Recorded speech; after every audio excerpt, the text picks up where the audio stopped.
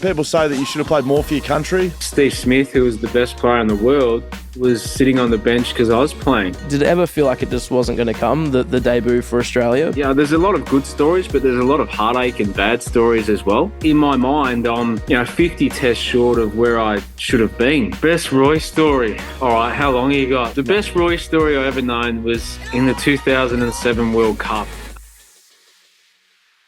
Okay, ladies and gentlemen, welcome to BackChat, powered by Paywise in season 2024. We're getting out of footy season, which I kind of like because usually cricketers are better to talk to than footy players. They can tell better stories.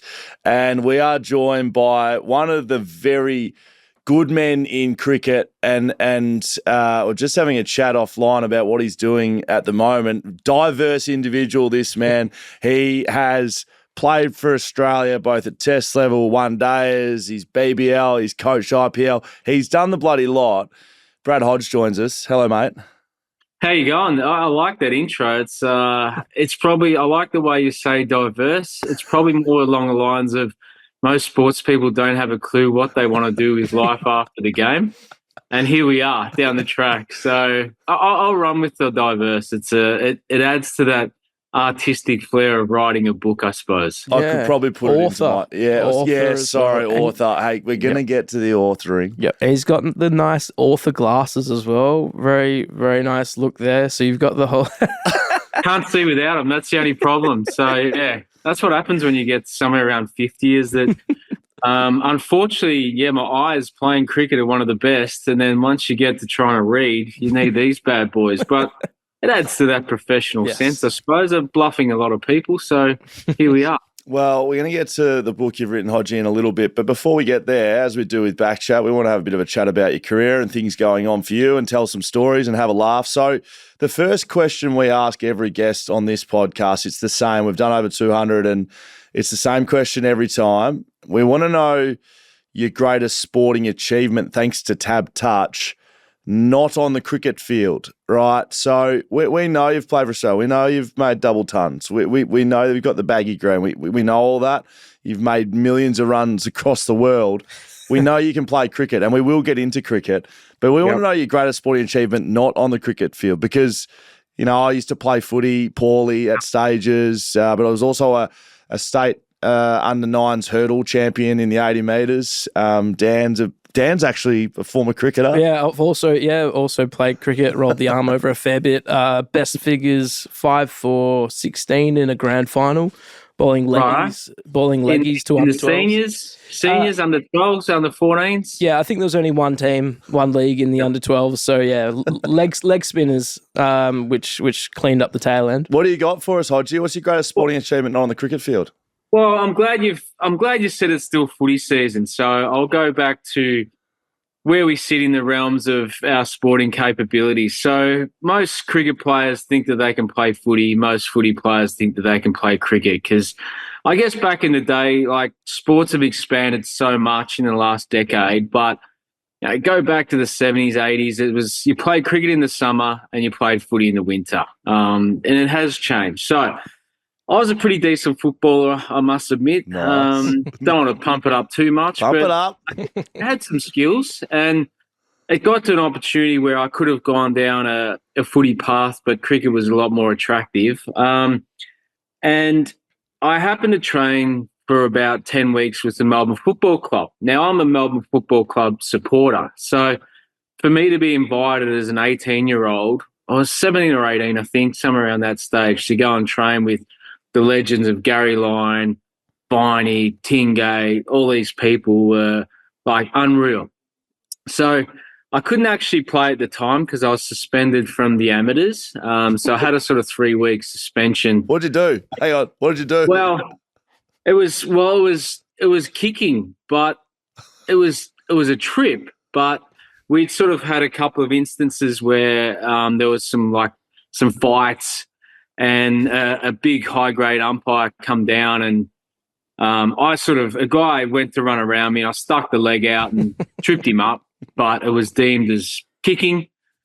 So we went to the tribunal and it sort of got 3 weeks. It was in between. It's like, it was a trip, but, there was no malice in it at all. So I was pretty shitty, to be honest. Okay.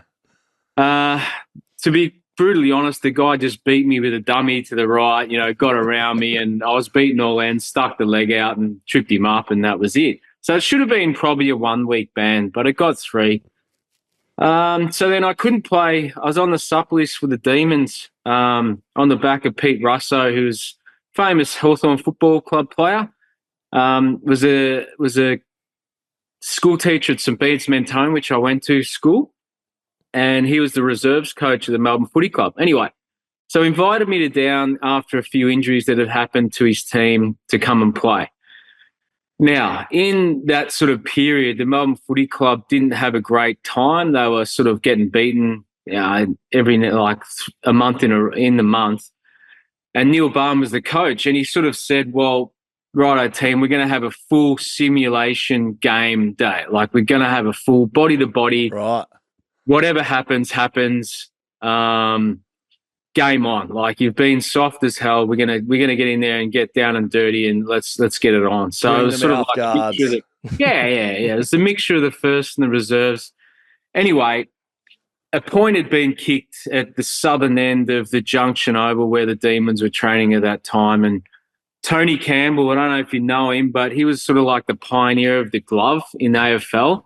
Brilliant. Good-looking dude, and I loved him just because he wore a glove, like no other reason, but you play for Melbourne, you wear a glove, so there must be something pretty cool to that. Yes.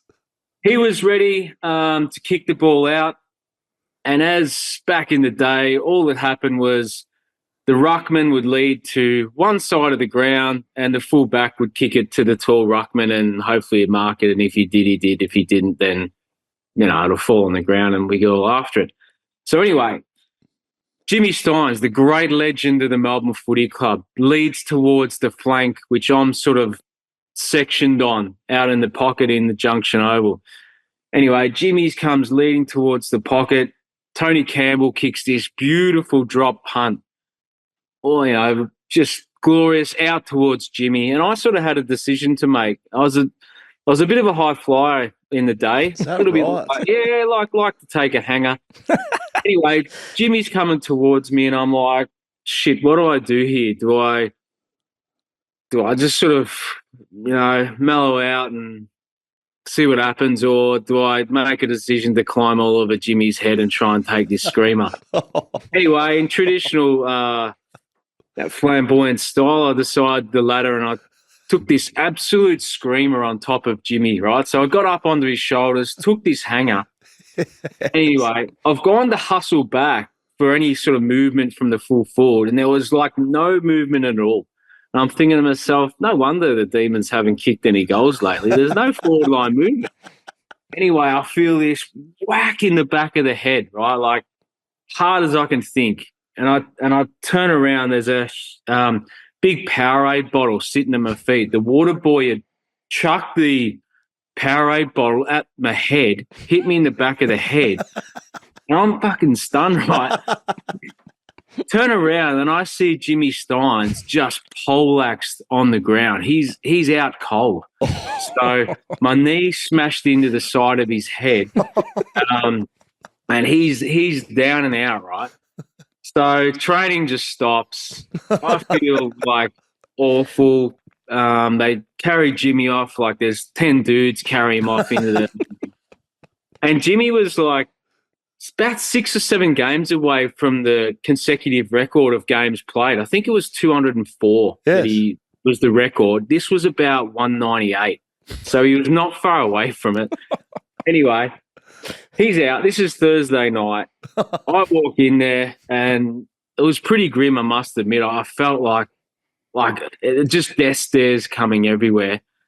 And for me, like it was such a bittersweet moment, right? Like I've just taken the biggest hanger of all time, like on a 6'5" AFL legend. To even get a vertical leap from me out of that to get on there was extraordinary. Yes. Took the hanger. Anyway, I get into the dressing room and Graham Yates, who was a back pocket player for Melbourne Footy Club, came up and he sat next to me and he sort of chucked his arm around me. He goes, "Oh, Hodge," he goes, "Fuck, it's been pretty grim around here lately." He goes, that's the fucking best thing I've seen in a month for a long time. That was awesome.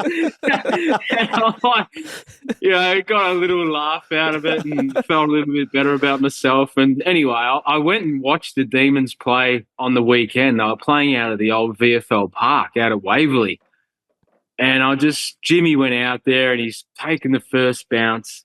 He played about four minutes of the game, I reckon, and then just went straight to the bench. Sat there and did absolutely nothing. But he managed to actually get the game's record. And, like, I'm sitting there with my dad going, shit, I hope he gets through the game. But it happened. No one else knew it, right? But, like, a secret moment. But there you go. What's the greatest thing that I've done outside of cricket? By far, this hanger on top of Jimmy Stein's. That's good. That could be in the running. It's podium for one of the greats we've heard. Hodgie, great start. Well done. I'm sure you've never told that before as well. So I can only assume that's an exclusive to us. Yeah, cool. No sportsman's night around the country would have heard that one before. That was very good. That, I assume, is how you got into cricket, because they've said, right, this guy's trying to kill Bambi out here, and now, Hodgie, time to go and play cricket. You're a Victorian, which I love. I'm a Geelong boy. I was just thinking as you were chatting and doing a bit of research for this, you would have played a fair bit of cricket with Clinton Peake, maybe? Peaky? I played a couple of games, to be honest. Peaky, whose son now is an absolute gun, like his dad. Yeah. Peaky actually took my position in the Victorian side. Yeah, it was the first time that I got dropped, and Clinton came in and took my spot. And I remember the night clearly, because Peaky went in there. He went into the bat in the nets, and I bowl off spin, but I grabbed the brand new Kookaburra, ran in and tried to bowl the fastest I've ever bowled in my life to Peaky, only because I was shitty that he had my spot, basically. And I thought that was the best way to sort of try and get it back. So, it's funny because we were friends, and we still are friends a long time, but it was one of the shocks that you go, hey, this dude's just taken my spot and I have to get it back. I guess you could look at both of our careers, unfortunately, and go, it didn't quite achieve what we both wanted it to, but, good enough to either play for your state or your country. So, it's a win in that sense. But, I know Clinton pretty well. Well, I don't know if this is going to the end before we get through, the actual journey, but, I suppose any sportsman at the end of their career, they reflect back on how it was. And how do you reflect on everything that you went through? Because I guess people say that you should have played more for your country, and whether that's selection, whether that's performance, whatever it is, do you think that, or is that, I don't know, how do you reflect on it? Well, this week sort of opened up a few wounds, to be honest, because everyone's asked me on the back of this book, they've said, why haven't you written an autobiography? And I've been asked multiple times to do so, but the bottom line, the cutting edge of the story is that it's got an element of pain to it. I feel that I haven't achieved what I wanted to achieve, even though I'm hugely grateful to represent my country, play 6 tests and have a good career in T20 and all that. It's in my mind, I'm, 50 tests short of where I should have been. So there's an element of pain not being able to reach that goal. Hence, I've never done an autobiography, because there's a lot of good stories, but there's a lot of heartache and bad stories as well. So, and you've relived it once or twice. You don't really want to go there and put pen to paper and relive it, those memories, because, it's hard. I don't have any answers for everyone that asks me those questions about why didn't you play more for Australia. I have my suspicions, but it doesn't make it any easier. And most of the time, from what I think, those choices are outside of my capabilities, and that's what probably hurts more. So I think my performances, I put together a pretty good portfolio to enable me to have an opportunity to play those 50 tests.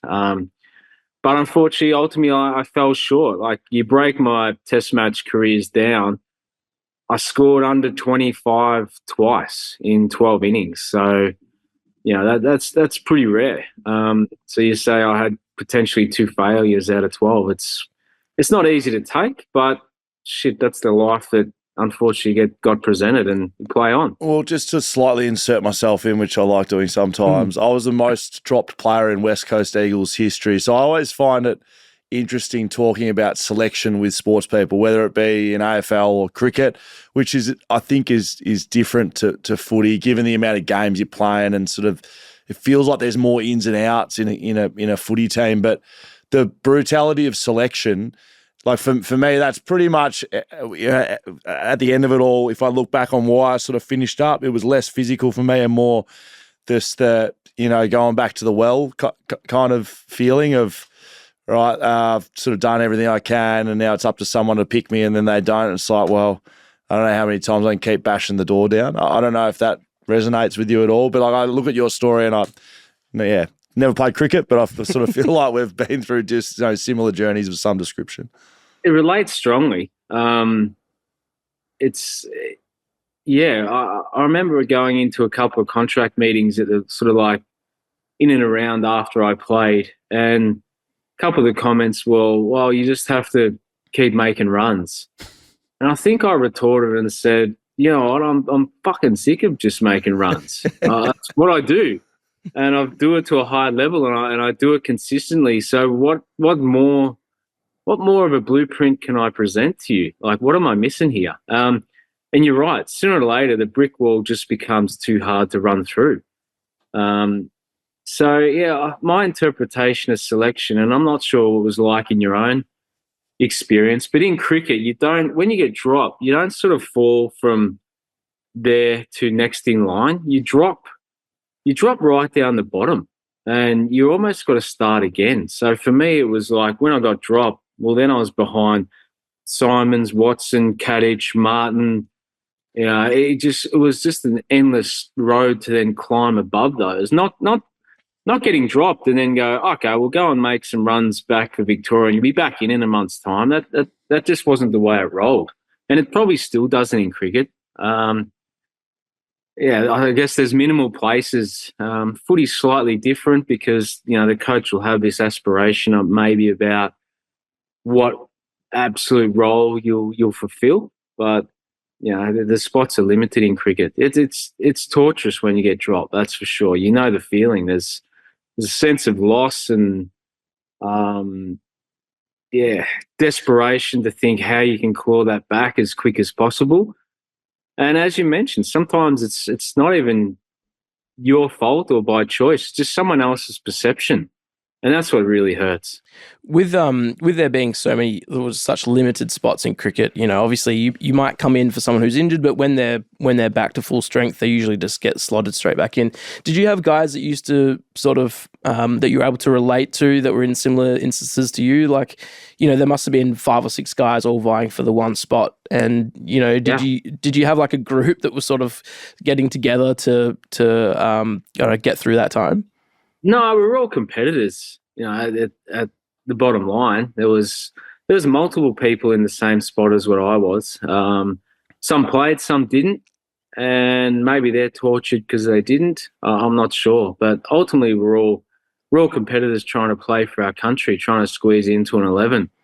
There were times where I had opportunities to fill the void of Ricky Ponting, who rested from time to time. There was probably 2 games, and I look back on it, it was just an absolute recipe for disaster. I walked into those games thinking that I have to score 150, to keep my spot, which is unrealistic, but that was what was in my mind walking in there. I'd forgot all about the processes of batting. I just focused on, I've got to do this to try and light the selector's eyes up or whatever it is. And it just went ultimately pear-shaped. And that's the thing. You in sport, you need to feel like you're cemented into a team or a position, and that's when you get full clarity. And I don't think I ever had that for the best part of my career, to be honest. Yeah, it's a brilliant analogy around the clarity. You need that to perform. But if you can look at it positively, and I don't want to tell you how to look at it, but I mean, you've done stuff that no one's ever done. Like, you've got a baggy green and you've represented your country. You must have great pride in elements of it, and the ability to represent your country. I mean, yeah. Oh, for sure. Yeah, I mean, that's where you got to be grateful for what you've achieved. And that's the thing. I don't shy away from everything that I have achieved. It's just that I would have liked it to be a little bit more. It was enjoyable. The pathway was enjoyable representing your country. It's good fun playing with Langer, Haden, Ponting, Martin, Simons, Gilchrist, Warren, McGrath, Lee, whoever it is. It's fun. It's enjoyable. It just didn't last long enough in my mind. Going back to that sort of that pathway, you played a lot of domestic cricket and played really well for a long period of time to get your debut. I think it was sort of 12, 13 years later. How was that for you, working so long for something? Like, did it ever feel like it just wasn't going to come, the debut for Australia? Because, a lot of guys get in young, 18, 19, 20, 21 when they're playing really well domestically, but it took a little bit longer for you.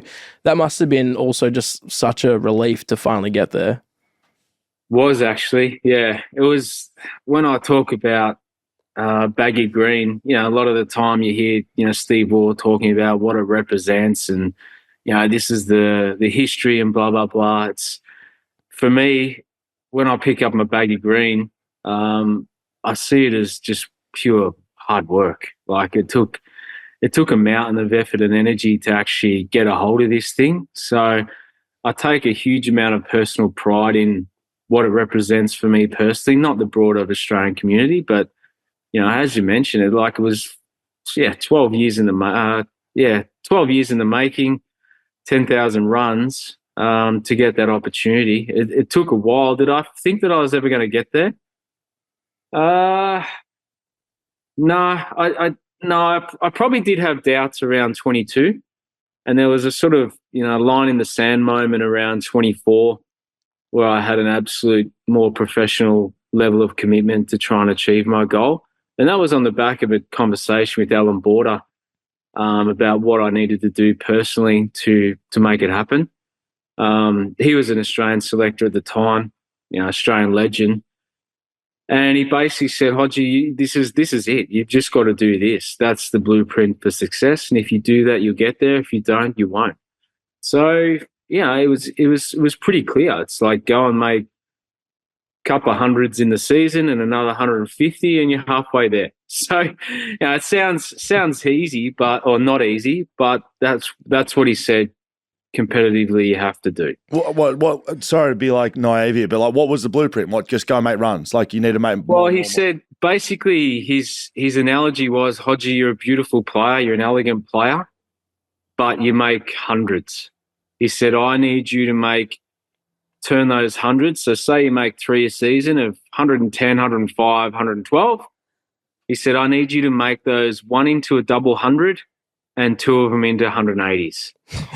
He said, you do that. And I said, I'll consider picking you for Australia or looking at you for your future. So wow. I said, okay. So that's the thing. So most times when I got to 100 in the short future after that, it'd be just head down, knuckle down and grind till I got to 185. Like, it was a recipe. That was it. The blueprint had been laid by an Australian legend. It's like, you can either do it or choose not to. It's your call. Was this in the same period of time where you scored 302 in county cricket?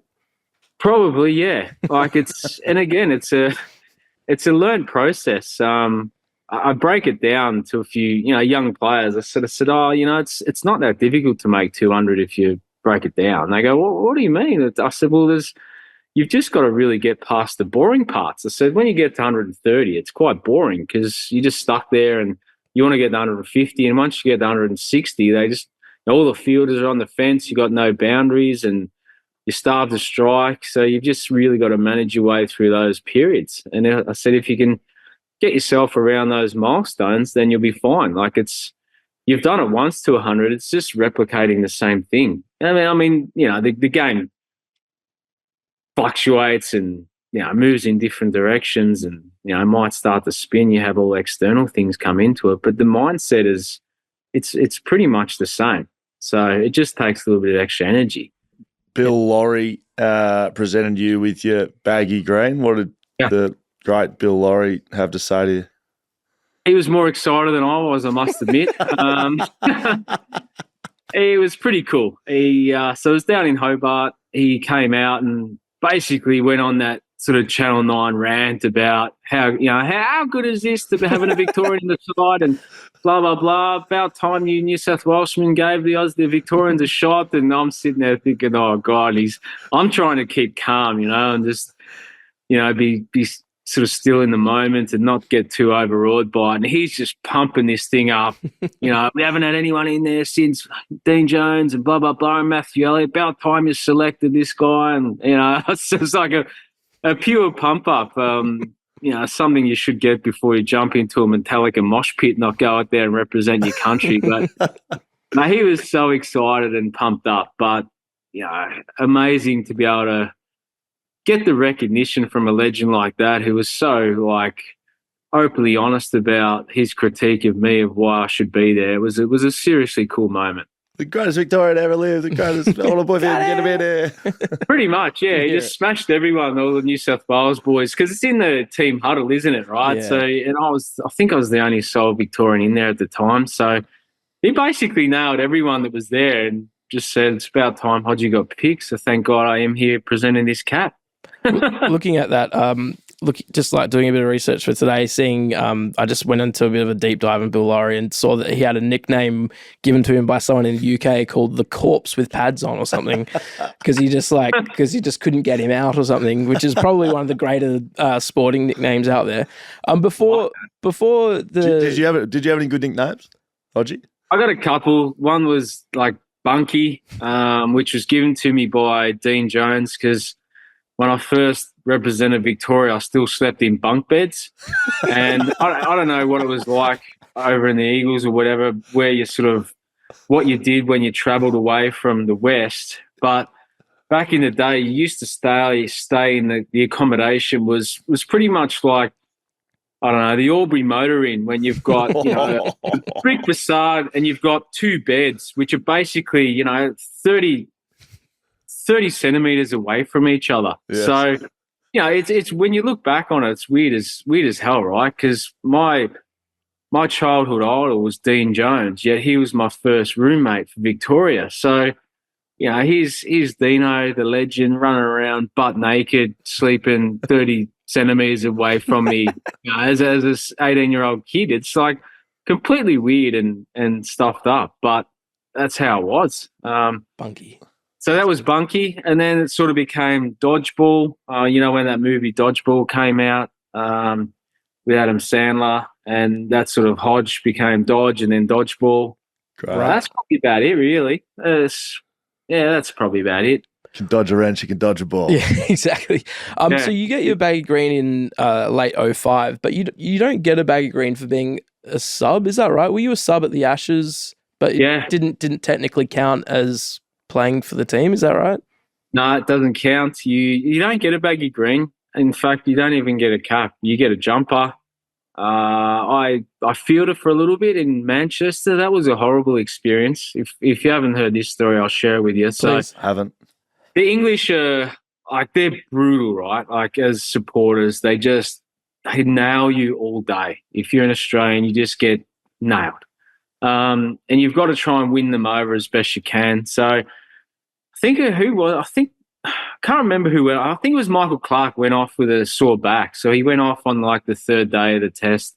And I went and fielded down at fine leg. Anyway, it was overcast and Binga was bowling. I don't even know why I was down at fine leg, but I was there. Anyway, the crowd were like straight into me, right? They're getting into me. And I'm sort of trying to win them over and it's not working at all. Anyway, I was pumping some serious tin at the time, right? Like me, Hads and Tatey we were on a training sort of regime. We just thought, we'll just pump it hard and go out. Tin. Yeah. What a saying. Yeah, that's brilliant. So anyway, we're going hard in the gym. And I don't know whether it was a combination of eating a lot of chicken over in England. My belief is that the natural lifespan of a chicken, from what I've researched in England, is 14 days. So they pump it that much full of testosterone and that to get it out there that I felt that a lot of the chicken went onto my pecs, right? So I was pumping this tin. I was sort of slightly felt massive. And anyway, when I had the jumper on, this sort of England pom guy, Hodgie, show us your tits and blah, blah, blah, and that sort of stuff. And I'm like trying to win him over. Anyway, as you do after a while, you tell him to go and get effed and piss off, mate, and, see you. Anyway, this guy disappears. I said, I've got rid of him. That's good. He was relentless. Anyway, he comes back about an hour later, and I don't know how he pulled this off or what he did, but he had a full-size blow-up kangaroo, right? Yes. And he had a female bra attached to the kangaroo with a couple of huge watermelons in the bra. And he's just sort of singing around, Hodgie, Hodgie, Hodgie. So, and the crowd's just like nailing me. And I'm like thinking, this is like I need to get off this pitch. Where the hell is Michael Clark? Get him back out here. And I was just tortured. But I take my hat off to this guy. I don't know where he went. I don't know how he got this stuff. He must have gone into the centre of town in Manchester, which is not far from the ground.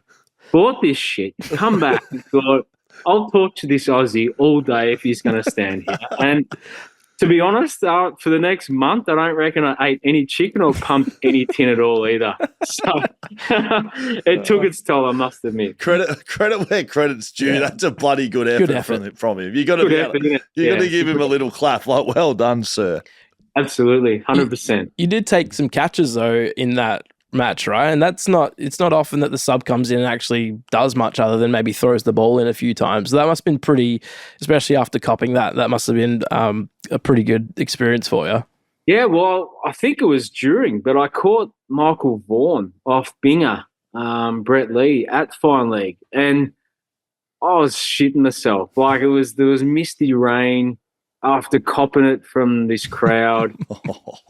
I don't know how I hung on to it, to be honest. And if I had have dropped it, I would have been in the most horrible dark place.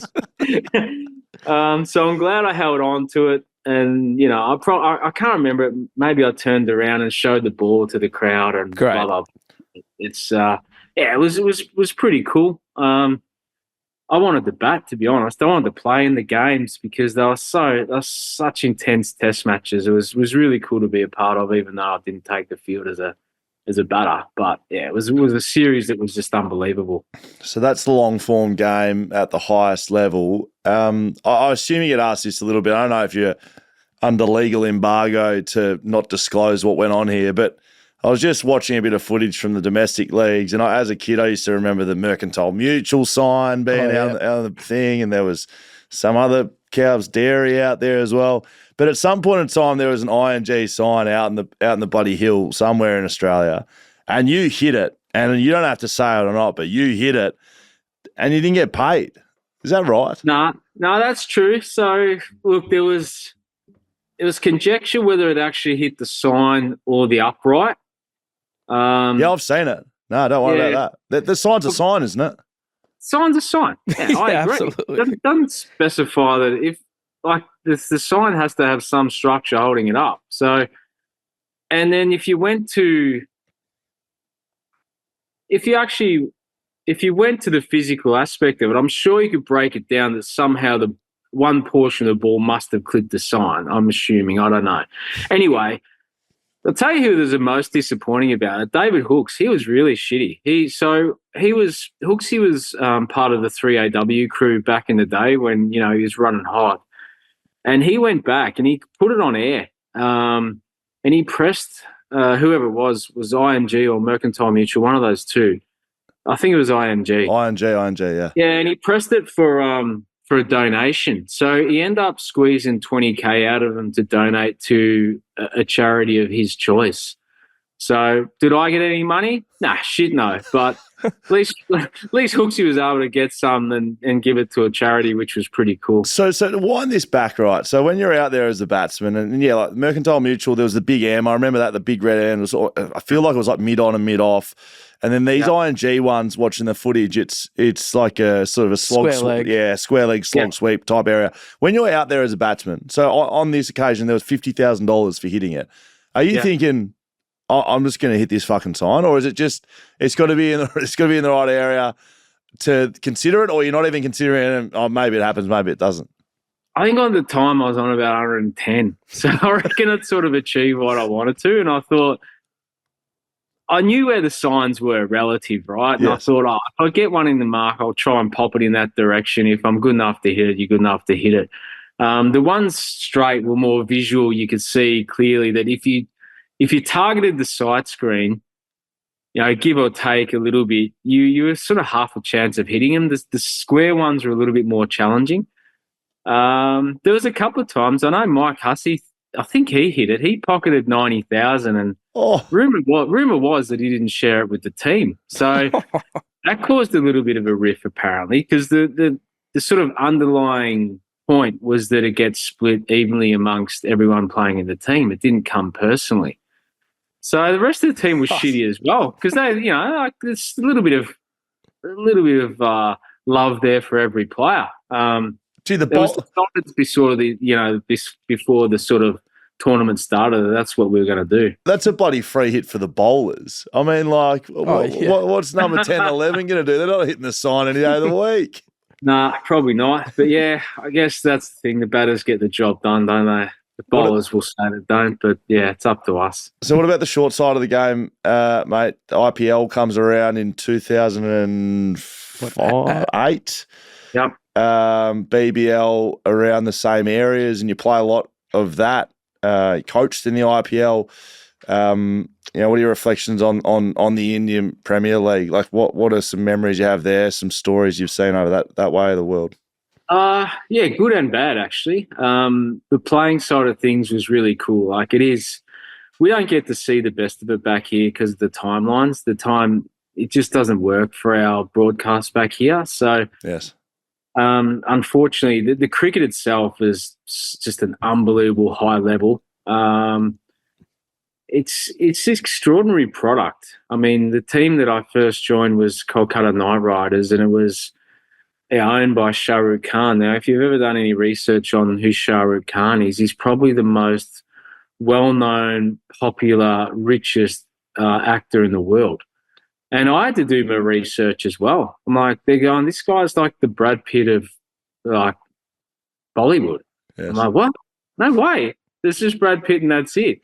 Then I did my research, and this guy's huge, mate. And, that sort of Hollywood, Bollywood thing came into the IPL, and you never had any clue about it. So there was each team that is owned, it's owned by billionaires. They got extraordinary amounts of money. Huge businesses, and this was just like they love cricket. Most Indians love cricket, right? So this was their sort of time to just play a little bit and see what this cricket stuff's all about, spend our cash and get into the circus. I remember it pretty clearly. The coaching side was a challenge, like that's for sure. It's a pretty hard environment. Dealing with multi different cultural people, the challenges of, living in India for, 12 weeks is hard. But again, it's being involved in the greatest tournament, I think, in the world. It's got a lot of love there. So, good and bad, I suppose. Playing side of thing, Rajasthan Royals was fun. That's where I moved from sort of the top of the order down to the lower order. That was something that Rahul Dravid presented to me, and I basically told him at the time, "You're insane, mate. What are you doing? You've paid good money for me to bat at the top of the order." And he sort of said to me, "Well, Hodge, you're the best player at quick bowling, and in every T20 game, they always bring the best, bowlers back on. And, our local players aren't capable of dealing with it. You'd come up against Dale Steyn and Mitchell Starc, and he had a point to that. So that was a sort of transition as well from being an opening batter to a lower order finisher in T20 cricket. What was the difference for dealing with, people invested in the team? So as a coach, are you having to sit through meetings and take advice from more people to, keep the peace? There was one team. It was the Kings 11 Punjab, who've sort of got 4 different owners, and you'd have to sit on game day for probably 3 hours separately with each individual to talk about how you got the structure of the team, what the plans were, and just give them an update on where things were at. Awfully time consuming. And that was one thing which was frustrating, because you as a coach, you wanted to spend time with your players. Yet there was a huge obligation to satisfy, one, your employer, but, a person who's invested in the franchise. They just want to know that you're going to do well. So that sort of stuff's really time consuming. Getting to know the local Indian players as well, like that takes a lot of time. The overseas players you mix with and you've seen around the circuit and you've got relationships with, but then going in and crossing into their lifestyle and understanding them as humans needs time, and you don't feel you've got that time to fully get to every person across, that period to understand what makes them tick. So it's a hard learning curve. There's probably 45 people within the organisation that you have to build strong friendships and bonds with pretty quickly. And then that's time consuming for sure. So you got to make sure you got a network of good support around you to enable you to do that.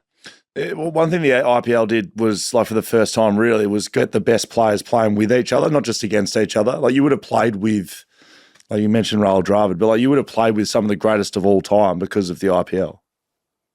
Unreal, isn't it? Yeah. I remember sitting and, Steve Smith, who was the best player in the world, was sitting on the bench because I was playing. And you just sort of try and get your head around that, and it's weird. And it must have been really weird for him as well. To think, well, I'm the best player in the world in, a longer format. I should be playing here. And yet here I am sitting on the bench. And then you look next to Steve Smith and you go, there's Dale Steyn. And you go, how come he's not playing? And it's just this endless talent pool. But what it did do is it made you perform to the highest level. You probably knew you had about 3 to 4 matches to perform before the axe started to come down on you, because why you just pick up a move and they pick David Miller or they pick Aaron Finch or Travis Head or whoever it is that's next to you that's ready to fire. So, that sort of elevated you to make sure you're 100% committed to your performance on that day to do well. The ups and downs of cricket, although some of those are hard things to talk about. You've had some positives as well, but one thing that cannot be argued is you've seen a lot of it. You've been playing, mate. You played until you're over 40 years old, which I would have hung the boots up a long time before that. Not because of performance, but I mean, just take a rest, mate. It's I just want to relax and stop smacking blokes for 6. But this one has come across the desk. Brad Hodge's top knocks, the 20 best Australian innings of the past 50 years. Now, talk to me about this. I want to know, have you written it? You're doing chats with the players that have done it. I've had a bit of a flick through. How was it to put together? A lot harder than I thought, to be honest. When I first engaged in it, I thought, this can't be too difficult. You're writing about something that I love.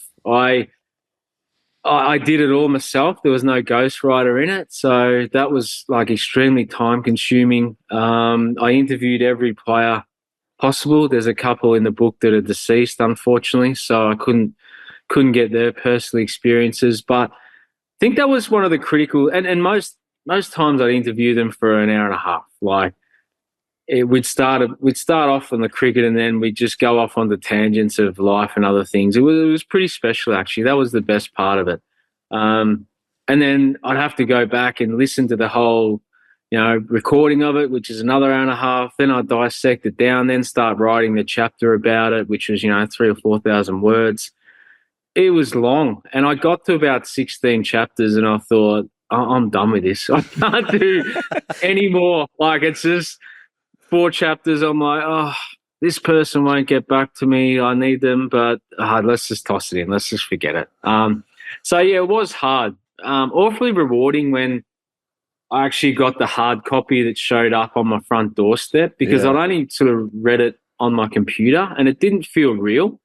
But when this showed up, it's like, geez, that's pretty cool. That actually looks better than I thought it would be. So it sort of brought a sense of achievement, I suppose. And then as how he sort of pointed out, he goes, now you're an artist, Hodgie. So there's an element to that. So that's pretty cool as well. Mate, it's a magnificent achievement. I did want to, because I think some people think, Hodgie was a cricketer. No way he wrote it. No way he put it together. But to go and sit down and do the interviews and actually write it, I can just imagine how time-consuming that would have been. That is a huge effort, massive effort. Are you going to release? As you know, sports people are hard to chase up. Yes, highly unreliable. And some of them were a real pain in the ass, to be honest, to try and get a hold of. And I'm like good friends with these people, right? I'm like, I just need an hour of your time. Like, this is a real ball tickler here. I'm going to talk about how good you are. Yeah. There's nothing you won't love about it. Are you going to release those hour-and-a-half chats? Maybe a little podcast on the horizon. I don't know. Some of them go off onto unbelievable tangents, which you got nothing to do with cricket.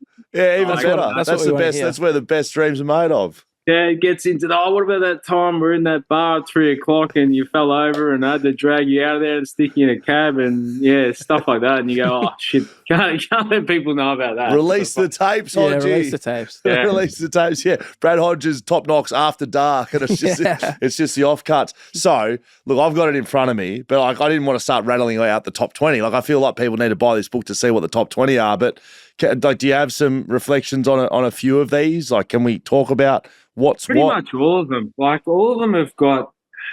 When I've talked to people about that, a lot of them have actually got and again, it's my opinion, right? And there's a lot of emotional attachment to this. Everyone goes, oh, what about that knock? Or what about that knock? And no one sort of disputed that not one of these knocks should be in there, but they all have a personal opinion to what they believe should be in there. So there's a couple of Gilchrist knocks. There's a knock from Kim Hughes that someone brought up, which I thought about, but I neglected because he failed to sign an autograph for me when I was 8 years of age. So he got booted out for that reason. So petty, but good. Yeah, stuff like that. He did make 170 at the MCG versus the West Indies, which was insane. But as I said, he didn't sign autographs, so you're out. Sorry, Kim. See you later. That has just completely given me proper before thought. So my mum just sent me my autograph book from when I was probably 8 years old. Went to the MCG to watch Victoria someone in the cricket. Not many people there, Hodgie, got to be honest. There was, I don't know, it was probably a day game of, a 4-dayer. And we set up where the cricketers were coming on and off. We were in the members. Brad Hodge signed my autograph book when I was 8 years old. Wow. And I saw it just the other day. And I don't know why I didn't remember to bloody bring it in. How good.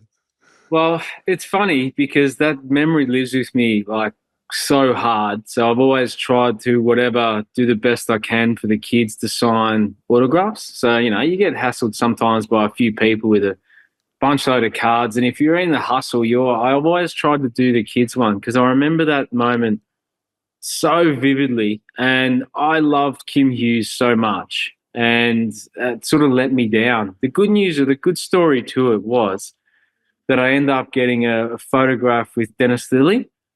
And then I ended up getting a photograph with Rod Marsh and Alan Border. So then they became the sort of legends. And then I wanted to be an opening fast bowler for Australia on the back of meeting DK. So it's amazing what happens in your life, what moments click. But I always remember it because I was so disappointed not to get Kim's.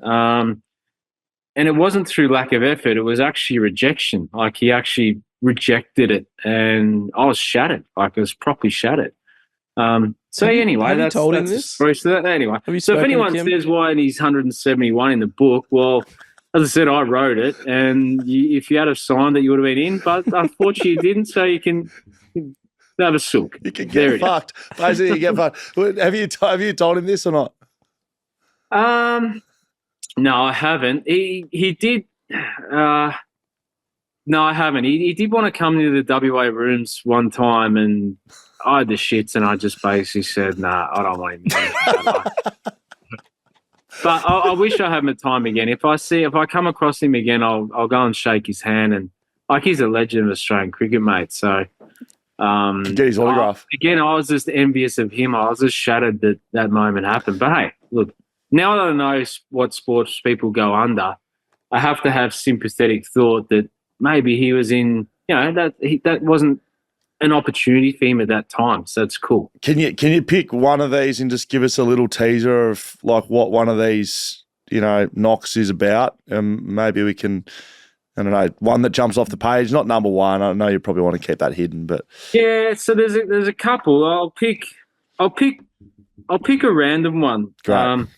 I'll pick number 14, which is Brad Haddon's 94 versus England in the first test against England in 2013. And people will go, 94. Well, how come he didn't make 100? Or, why didn't he make 200? The backstory to this performance is really critical. And in the book, there's a number of backstories which elevate these performances to the best. That's why they're in there. Hads went through a huge traumatic period with his family, with his young daughter going through a cancer challenge, and he stepped away from the Australian cricket team, and Australia lost the Ashes previous to him coming back into the side. He comes back into the side. Australia in marginal trouble. It's the first game of the series, and Hads comes in and smacks 94. And he went off and he was so emotional, just, flooded with tears and everything. And to be able to, when you break it down, to be able to perform and then put in an innings which led to an Australian victory and ultimately a series victory is an amazing individual performance. So Australia weren't flying at the time. They were in a bit of trouble. And it was one of those innings which Hads is capable of. But when you chatted to him, he didn't really believe that he was capable of that at that given time. Cricket was the last thing on his mind. And to be able to flick the switch and perform for your country and deliver a performance like that is, in my mind, exceptional. So that story is important because a lot of the viewers who love cricket, we just see the results, right? We see it on TV or we go to the game and someone scores and scores well. They don't know what the build-up is. They don't know what's going on in that person's life. They don't know how vulnerable they are. They don't know their psyche. And we just see it visually. And we expect everything to be well. So that's why that sort of got in there. And I wrestled, again, what's the criteria? There's a number of other individual performances which are great. But I thought that this is a story which people might have a little slight knowledge about, but they won't know how devastating it was for Haden to be able to front up and play this game of cricket. Well, Yeah, that's cool. To me, that's right up our alley. Yeah. Talking about the why and not just the what. Okay, like he makes 94, cool. Lots of people make 94, but the why, that sounds bloody interesting. So is this out now? Do we know? Yeah, she was out about 2 days ago. So hopefully she's sold out now. I don't know. I don't know how it goes. I don't even follow how books get sold these days. Just in time for Christmas. We're a little way out, but it sounds like a good Christmas gift. Yep. So there's a couple of people who are in there twice. There's a few people who are in there that could have easily been in there twice. When I was chatting to the players, a lot of them, I've got, historical success, big careers, and they only had about 3 performances across their lifetime which stood out. So they might have 30 centuries, for example, and Ponting would only recall sort of 3 of them. He knew what the other achievements were, but they'd remember vividly these 3 performances, and I had my personal opinion which one was the best, and I'd sort of break it down as to why it wasn't.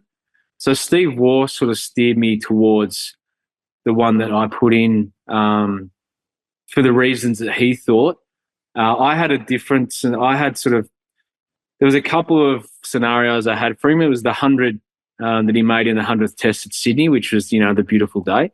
The perfect day, sorry. And there was a game in England in the Ashes where Australia in dire straits, and he comes out and peels off 150, I think. So he was interesting because I said, mate, these are the choices. And he basically sort of steered me to this innings because he thought that England weren't actually the better competitor to make 100 against. So, he said, this is why this one just trumps those others, because the competitor that's in this book was the best in the world. And it was sort of like the ultimate barrier for him to break this opposition down.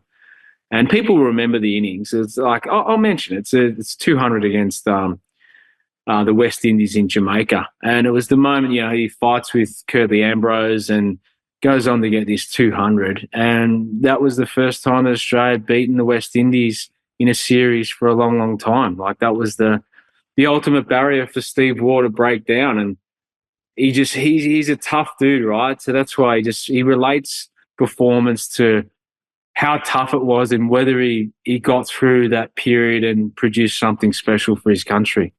That's very, very cool. If you like the sound of that, which I do, Brad Hodge's Top Knocks, you can go grab that at any good bookstore, I'm assuming. Hey, Hodgie, before we let you go, we do like to finish off our chats with a bit of interaction from our audience. So we put it out to them that you were coming on today, and they've submitted some of their best questions. So you've heard enough from Dan and I. It's time for some social media. Short for Decker. What's the best looking one-day kit? I assume for Australia. And when's that book coming out? Yeah. I actually like the really dark green with the Commonwealth Bank. Yep. Well, I thought it stood out pretty well, and it had some gold trimming down the side. Yes. Thought it was a bit Hollywood, so I enjoyed that one. There you go. I mean, you played one-day cricket for Australia. What's the best one you ever wore? Yeah, that was it. Right. But, I mean, if you go back to the World Series cricket days, they're pretty cool, right? Yes. Like, when you got the open buttons and the little World Series cricket badge, they're still cool. The retro sort of stuff is cool. Most times the uniforms, when you wear them, they're awful. They don't feel good. There's nothing good about them. So they have got better over time, that's for sure. But I like that one visually, probably because I'm colorblind, and that real dark green stood out with the gold trimming and the big yellow of the Commonwealth Bank. So, yeah. You're colorblind. Did that affect cricket? Clearly not. Oh, shit, yeah. It was what made things a lot difficult from time to time. So, what color are you seeing the ball? Well, I know it's red, right? It's either red, white, or pink, because you know that before you actually go into it. But the challenges that I had, England was a really tough place to bat. Hobart, where I played my first Test match, was I couldn't sleep the night before, not because I was nervous about performance, but if you can picture this, and don't take this the wrong way, but we were playing the West Indies. You chuck a red ball in a dark-coloured hand with bowling from the Derwent end with the red river gums and an overcast condition, like it's a pure recipe for disaster. So I couldn't – when I played the first Test, the worst ground that I'd performed on was Bellerive. And Bellerive traditionally is the flattest wicket in the world. And I had the shittest record of all time there just for that. I couldn't see it for the first 10 balls. So luckily for me, I got through. But, yeah, I was scared of that. A couple of times in England. England's really hard. Couple of times I reckon I've ducked at a few balls and it's just hit the middle stump and I just walk. You just sort of go, what the fuck happened there? And people who bowled it or even in the field must go, shit, what is he doing? But the reality is you don't see it and you just naturally take cover and you just duck and it just cannons into your stumps and you just throw your gear around and think, fuck this, I'll get on with it. I feel like not seeing the ball's a slight issue in cricket. Yeah, this one from Cole Sinclair. Best Roy and or Warney story. Best Roy story. All right, how long you got? The best Roy story I ever known was in the 2007 World Cup. So me and Hads, we were running drinks again. We've gone on this huge sort of running campaign. We're up to running like 15 kilometres a day just for fun. And it got to a night, we picked a night that, and it sort of actually combines Warney and Simo. We picked a day where we're going, right, we're going out on the town. We're going to let our hair down. We're going to have some fun, drink some beautiful rum and just enjoy ourselves. We've worked hard. So this day come, and then Warnie had organised a boat trip. And he's got this rich mate from England that had brought this 100-foot vessel into Antigua. Anyway, we'd planned this day and we're like, shit, this has upset our rhythm a little bit. But we get on this boat and there's champagne flying and, it's high roller stuff. Anyway, we get off the boat at about 8 p.m. and there's sort of three vans to pick us all up. And me and Hads get into the left van and we're off to the harbour, like where we'd sort of pick this venue. We're going to go and have some drinks and just chill out. And that was our sort of relaxation day that, like go and enjoy yourselves. Anyway, window opens in the next van. It's Simo. Oi, where are you two going? I was going down to the harbour for a few more drinks, Simo. So he gets out of the van and he jumps in. Gilly's in the far one. Gilly reaches over and goes, oi, where are you lot going? Then Gilly comes. We were just going down the bar. Then Gilly comes around. Anyway, cut a long story short, it gets to about 1 o'clock and Simo, I'm just like, I got to go. Oh, it's time to go. And Simo doesn't let you go unless he's ready to go. That's the way He's one of those blokes. And he just gets shut. I remember him getting him in this headlock and he's so strong, right? And this is probably the 5th time that this has happened in my life. Gets you in the headlock and just goes, Brown. He used to call me Brown Snake, and I still have no idea why. You go, Brown, you're not going anywhere. And the truth be told, you couldn't move, but you were actually nervous that he was going to strangle you to death if you didn't tap out and go, right, mate, I'm staying. So then, as you do, yeah, Simo, right, I will stay for a few more hours. Anyway, I just fall to the ground and Hads wheels me out, chucks me in a cab, gives this guy 100 US and just says, just make sure he gets home safe. Make sure he gets home safe. That's the only thing. It was probably a $10 cab ride, but gave him 100, get him home safe. Okay. So we get in there. Anyway, bit of confusion the next morning. Gilly gets a tap on the door in the morning and says, oh, Gilly, we've got a bit of a drama here. He says, oh, what's the drama? He goes, oh, Simo's come home a bit under the weather. He goes, oh, what gave you that impression? He goes, well, he came and it was John Buchanan, had his family there. So he said, well, Simo sort of walked straight into breakfast and sat down with us and decided to have a plate full of bacon and eggs. The bacon and eggs ended up all over the floor. Simo fell off his chair and landed on the ground. So I just sort of assumed that he'd come straight from the disco. And he said to him, well, Gilly, I've just had a meeting with Punter and, on the back of what happened in England and Bristol, we're going to have to rub him out of the next game. And Gilly goes, well, shit, that's no good. He goes, how many players have we got, John? He goes, yeah, how many fit players? And he goes, well, we're down to about 13. Watto's got that injury. Hoggy's a bit lame at the moment. And there was one other player. And he goes, well, so if we minus Simo, we're down to 11. He goes, yep.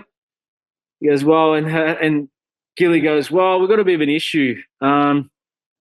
I rolled in 5 minutes after Simo, and I'm vice captain of the team. So it means that you're going to probably have to take the field with 10 players if you go down that path. And anyway, as all things come to administration, they quickly lift the carpet up, brush it under there. Simo plays the next game. Gilly goes on to make 150 in the final and all's forgotten. But, yeah, one of those memories that is a great he's an infectious person, Simo. And that's the fun side. And the fondest memory is the last test match that I played. I walked to the crease with Simo there. 4 for 10 Australia were. Can you believe that in your lifetime, right? Most times, like I'd been out of the side for a year, came back in, and most times Australia would be 4 for 268. You walk in, get a 50 before the second new ball and play on. 4 for 10. Anyway, Simo walks out and he looks me straight in the eyes and he goes, Brown?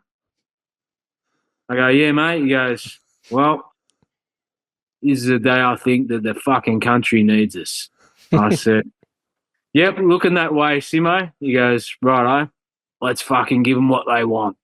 And that was it. So we went out there and we put on a partnership of around 80 or 100, dug us out of a hole, and we ended up winning the test match. So it's apart from the fun side of the thing, he was a serious ultra competitor, serious competitor. And the Warney memory, well, biggest memory of Warney is I remember staring at him when he was bowling to me for the Melbourne Stars, just staring at his teeth thinking, as colourblind, that's a pretty good backdrop, actually. His teeth were glistening, just pure white. It was amazing. So they've got all over the sideboards and they've just worn his teeth in as a backboard. Where are we up to? I can't remember. Yeah. From Callum Smith, what is your favourite ton that you've made? Oh, favourite ton? Did you make your own book? You in there? Top 20? Could do. I think the favourite is actually in the Sheffield Shield final when Victoria beat Queensland. And I think we made 700. I think Matthew Elliott made 100 and Jason Arnberger got some runs. That was it was a cool day. Just a good performance to bat out in the middle of the MCG in a Shield final. It was fun. I enjoyed it. It's probably the most memorable 100, I think. Logan? Favourite T20 franchise you've played for? Ooh, Basnahira Cricket Dundee. Excuse me? Yeah, they were a franchise in the Sri Lankan Premier League. Wow. No one would know who they are, right? I don't. Why'd you love them?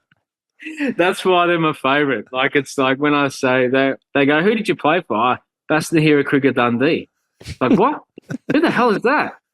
I say, well, I've got a backpack to show. So it's pretty funny. But yeah, best memory, I reckon, best franchise, Adelaide Strikers is hard to go past. I know I've played for Melbourne Stars and the Renegades, but Adelaide Strikers playing at the Adelaide Oval in front of that crowd, that's as good as entertainment as you can be a part of, I reckon. Pretty cool. Yeah, that's great. Very good. And to wrap us up, the Eggman finishes us off always. Yeah, how does Hodgie like his eggs?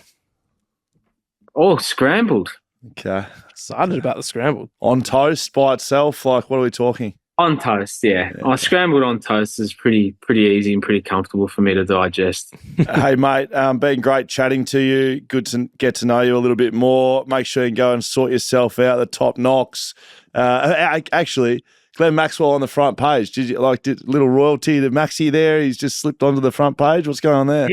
He's actually spewing about that, to be honest. Is he? He got asked, and then he got smashed by his management team because that was meant to go on the cover of his book. So, first in best dressed. And let's be honest, he'll probably make a shit ton more money from his book than mine. So it's only fair that I get a little bit of that joy. Very good, mate. It's just a couple of streets down the road. So good. Well, that's good to hear. Hey, mate, thanks so much for your time. We really appreciate it. Been a lot of fun. Thank you very much.